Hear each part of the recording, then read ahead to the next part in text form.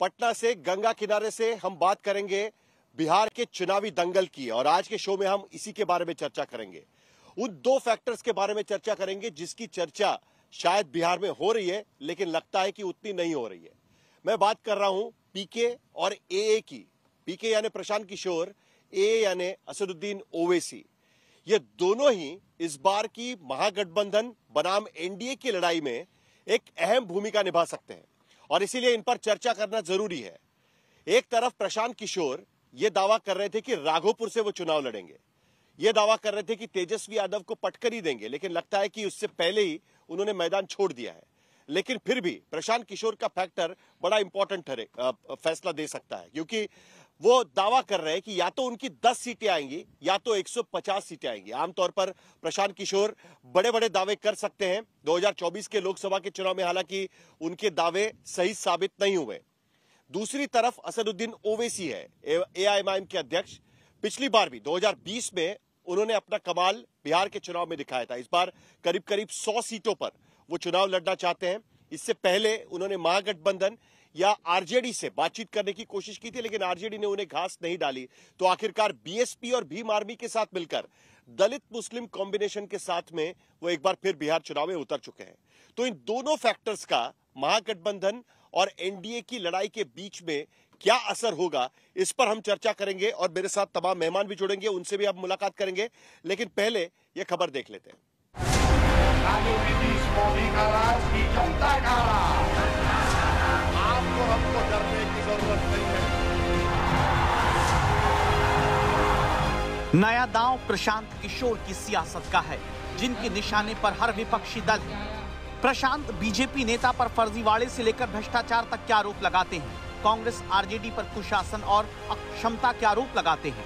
सीमांचल में मुस्लिम वोट की सियासत में दल बदल कराने के पत्ते भी आजमाते हैं। सम्राट चौधरी जी से पूछा गया कि सर आप 10वीं क्लास कब पास किए हैं, तो उन्होंने कहा मैं बताता नहीं हूँ, एफिडेविट में पढ़ लीजिए।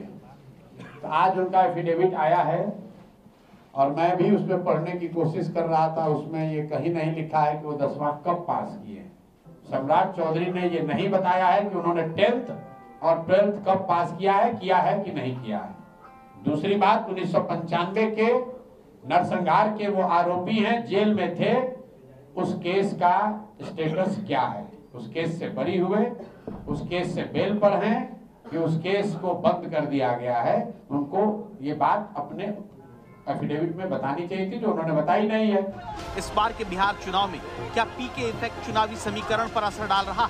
ये नतीजों के बाद पता चलेगा, लेकिन प्री पोल असर कुछ ऐसे नजर आ रहे हैं कि सीमांचल में जिस किशनगंज में ओवैसी के उम्मीदवार तौसीफ आलम के नामांकन से पहले की फातिहा पार्टी में बिरयानी की लूट मची, उसी घर के बड़े भाई सरफराज आलम को पीके पीला पट्टा पहना रहे थे। सीमांचल के गांधी कहे जाने वाले तस्लीमुद्दीन के घर में चुनावी सेंधमारी हो चुकी थी। पीके ने एक सरफराज के तीर से ओवैसी, आरजेडी, जेडीयू सब पर निशाना साध लिया। क्या अपने भाई के अगेंस्ट में लड़ेंगे आप चुनाव? देखिए, पार्टी जहां लड़ावी की लड़ जाऊंगा। जितने ताकतवर लोग हैं उसको मिटाना चाहता, वो खुद मिट जाएगा। कहते कि मैं फला मुसलमान का चेहरा, फलना चेहरा, क्या चेहरा हो, सरफराज को क्यों हरा दिया? इसी का जवाब दे दो।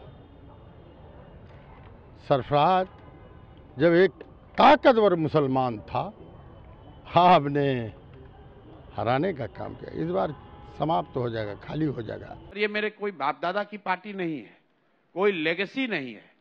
अपने से एक एक तिनका जोड़कर इस पार्टी को हम लोगों ने 3 साल में खड़ा किया है। और एक तरीके से जो लोग राजनीति को कवर करते हैं, बिहार को समझते हैं, ये अविश्वसनीय है अपने आप में। और आप देखिएगा 14 तारीख को जब परिणाम आएंगे तो बिहार में देश, उत्तर भारत की राजनीति का सबसे बड़ा ऐतिहासिक पल होने जा रहा है। प्रशांत किशोर के अलावा इस बार के चुनाव में एक और फैक्टर ओवैसी का। आरजेडी पर तमाम डोरे डालने से लेकर आलोचना, निंदा तक उतर आए ओवैसी को आरजेडी ने भाव नहीं दिया, तो उन्होंने दलितों के नाम की सियासत करने वाले उत्तर प्रदेश के चंद्रशेखर और स्वामी प्रसाद मौर्य जैसे राजनीतिक दलों के साथ गठबंधन का प्लान बनाया है। दरअसल ओवैसी को पहले सीमांचल इलाके में मुस्लिम बाहुल्य जिलों में अपने लिए संभावनाएं नजर आती थी, और उसकी वजह भी थी। ओवैसी की पार्टी 2015 में जब बिहार की सीमांचल इलाकों की 6 सीटों पर चुनाव लड़ी तो कोई सीट नहीं जीत सकी। तब MIM की किशनगंज छोड़कर 5 सीटों पर जमानत तक जब्त हो गई थी। 2015 में ओवैसी को 0.21% यानी करीब 80,000 वोट मिल पाए, लेकिन इसी बीच 2019 में एक उपचुनाव हुआ और ओवैसी का एक विधायक जीत गया। ओवैसी का हौसला बढ़ा। 2020 के चुनाव में ओवैसी की पार्टी 20 सीटों पर चुनाव लड़ी, 5 सीटें जीत ली।